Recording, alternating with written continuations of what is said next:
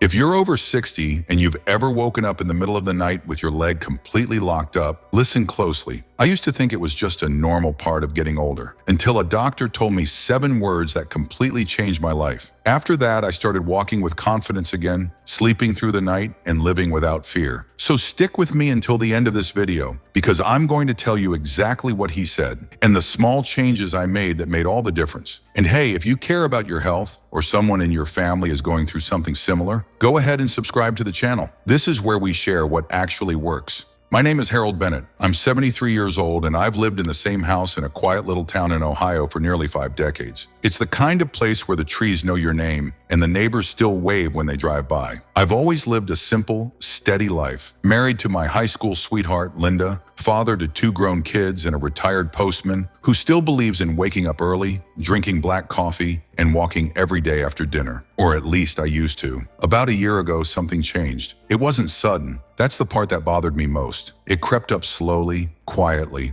like fog rolling in before you even notice the clouds. It started with a small ache in the back of my legs, just below the knees. Nothing sharp, just a dull, nagging tightness whenever I got up from my recliner. I told myself it was probably the weather. Ohio winters can be cruel on old joints. I stretched a bit more, tried to drink more water, and chalked it up to being one of those days, but the ache didn't leave. In fact, it got worse. Within a few weeks, I started waking up at night, suddenly, violently, with a burning cramp in my calf. It was the kind of pain that made me shout before I was even fully awake. Linda would jolt up beside me, scared, fumbling to turn on the lamp while I clenched my jaw, trying to massage the knot out of my leg. Sometimes it felt like a rope was being twisted inside me. Sometimes I'd limp around the room in the dark, whispering curses I hadn't used since my days in the army. The next morning, I'd be sore and exhausted and ashamed. I know that might sound silly, but when you've spent your life being strong, dependable, the one who carries the bags and lifts the heavy boxes, it's a strange kind of grief to feel weak. I didn't talk about it, not to Linda, not to my kids. I thought maybe if I ignored it, it would go away, but it didn't. The cramps got worse, more frequent, not just at night anymore. I'd feel my calves tighten even when I was standing at the sink, rinsing dishes. One afternoon, while walking to the mailbox, my leg gave out mid-step, just folded underneath me like a lawn chair. I caught myself before I hit the ground, but the embarrassment was worse than the pain. Our neighbor's dog barked from across the street, and I felt a cold flush crawl up my neck. What if someone had seen me? That evening, I skipped our usual walk. I didn't tell Linda why. I just said I was tired. The truth is, I was scared. Scared of falling, of losing control, of what it meant to be 73 and not able to trust my own body anymore. I started saying no to things I used to love. A quick trip to the grocery store, too much standing, a weekend visit to see the grandkids. What if I cramped up while holding one of them? Even simple things like gardening or rearranging the shed became sources of quiet dread. One night, after yet another cramp had torn me out of sleep and left me sitting on the edge of the bed in the dark, rubbing my leg like some old worn-out tire, Linda finally said what we'd both been thinking. "Harold," she whispered, "this isn't normal. You need to see someone." I wanted to protest, I really did. But the truth was, I'd reached my limit. The pain wasn't just physical anymore. It was emotional. It was fear. It was isolation. And if I'm honest, it was a little bit of pride too. I hated the idea of needing help,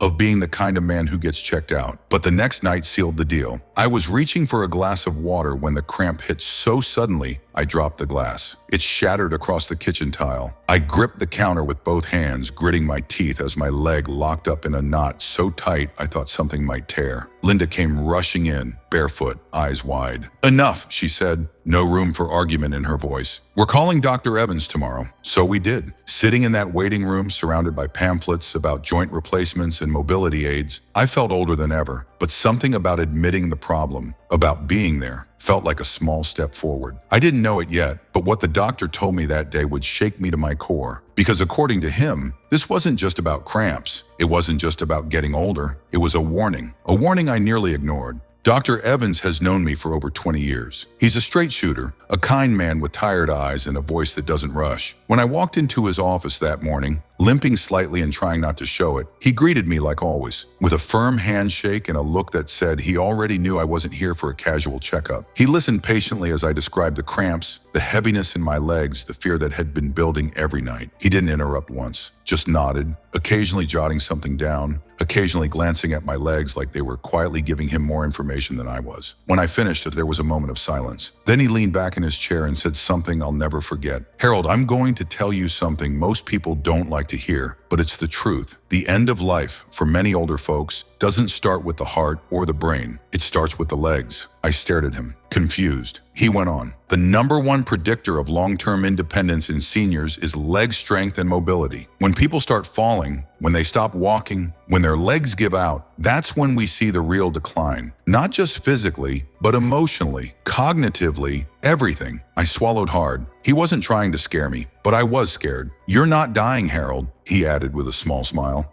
"but your body is giving you a warning, and you're smart to listen." He explained what might be causing my cramps: poor circulation, low magnesium and potassium, dehydration, even possible nerve compression. But more than that, he talked about muscle loss. Sarcopenia, he called it, a fancy word for the fact that after 60, we start losing muscle mass every year unless we actively work to maintain it. "Your muscles are like a savings account," he said, "and right now you're withdrawing more than you're depositing." That hit me hard. He asked me a lot of questions about my diet, my water intake, how often I moved during the day. I was honest, too honest maybe. I told him how I'd stopped walking out of fear, how my meals had gotten simpler since retirement, more sandwiches, less variety. I told him I hadn't picked up a dumbbell in 20 years and I wasn't exactly jogging laps around the house. He nodded. "It's not about doing a triathlon, Harold. It's about small changes that can restore balance." Literally. Then he scribbled something on a piece of paper and slid it across the desk to me. "Start with these." It was a list of 3 foods. Simple things. Nothing fancy or expensive. Just foods rich in magnesium, potassium, and anti-inflammatory properties. Things that could help my circulation, nerve health, and muscle function.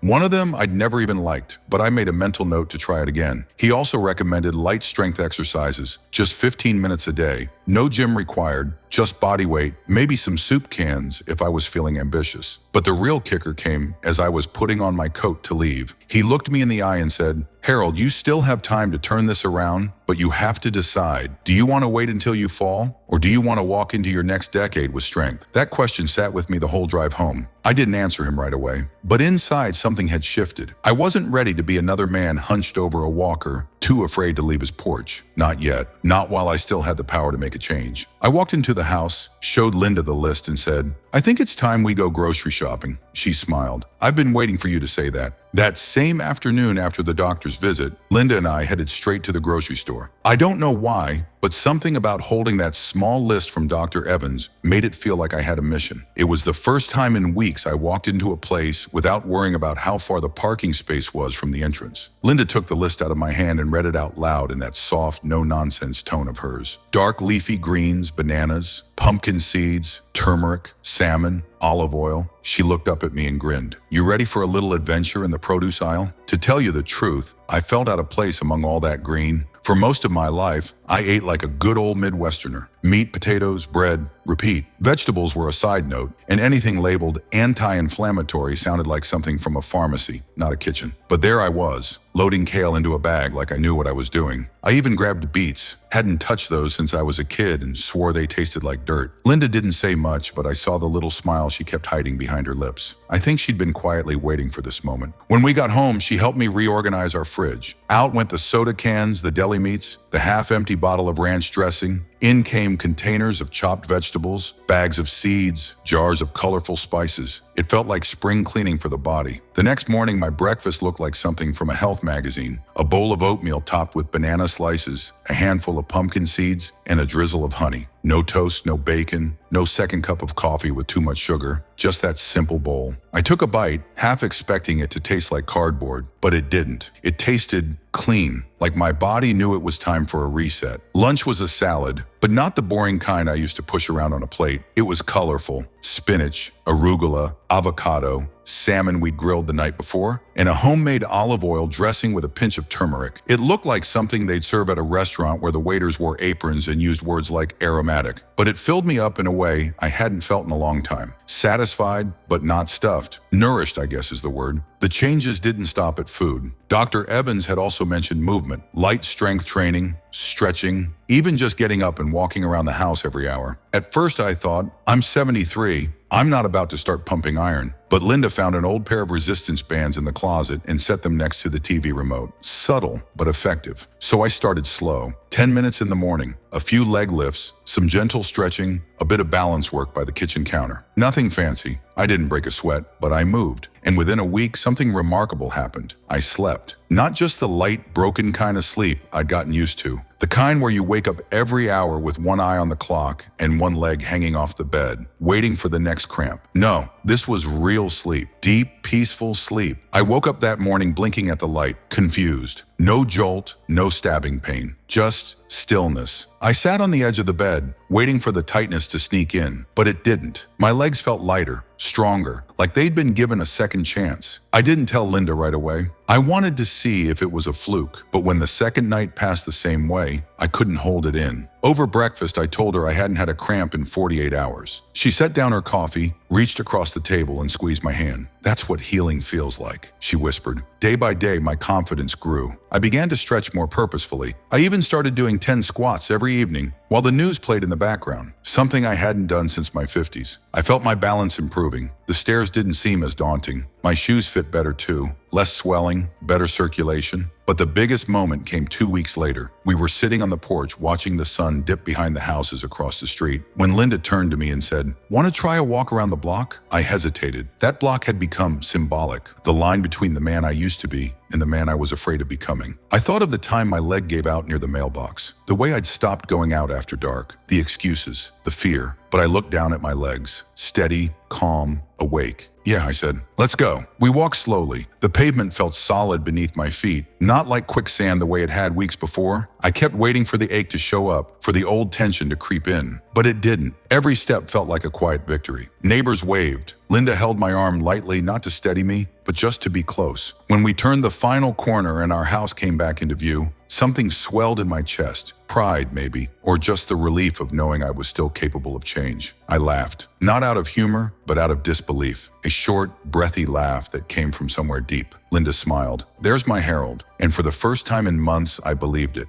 It's been 3 months since that first walk around the block, and I still remember every step like it was a turning point in a long, quiet battle I didn't even know I was fighting. These days I walk every morning, same route, same gentle rhythm, but now I do it with purpose. I don't limp. I don't stop halfway through pretending to tie my shoe just to catch my breath. I walk like a man who has made peace with his body again. I won't pretend I became some kind of health guru overnight. I still forget to stretch sometimes. I still grumble when Linda puts kale in the soup. And there are days when I wake up a little stiff or a little slow. But the fear, that constant gnawing fear that my body was slipping away from me, is gone. It wasn't just about the pain in my legs. Looking back, I realized it was about the loss of identity. I was afraid of becoming someone who needed help for everything. Afraid of losing the simple pleasures that make life worth waking up for. Walking to the corner store, dancing at my granddaughter's wedding, standing on the porch in the rain. It's funny how much we take our legs for granted until they start to fail us. They carry us through our whole lives, through work, through parenthood, through grief, through joy. They're the first thing that hits the floor every morning and the last to give in at night. And when they begin to weaken, it feels like life is slipping quietly out from under you. But it doesn't have to be that way. I'm living proof. I never thought something as simple as eating more greens or doing 10 minutes of stretching could change anything. But it did. It changed everything. My sleep, my energy, my confidence, even my relationship with Linda. We laugh more now. We plan little weekend trips again. I caught her packing a picnic basket last Sunday, just the two of us, back at the park where we used to take the kids when they were little. One afternoon, I ran into my neighbor Charlie. He's a few years younger, but I saw that look in his eyes, the one I used to carry around.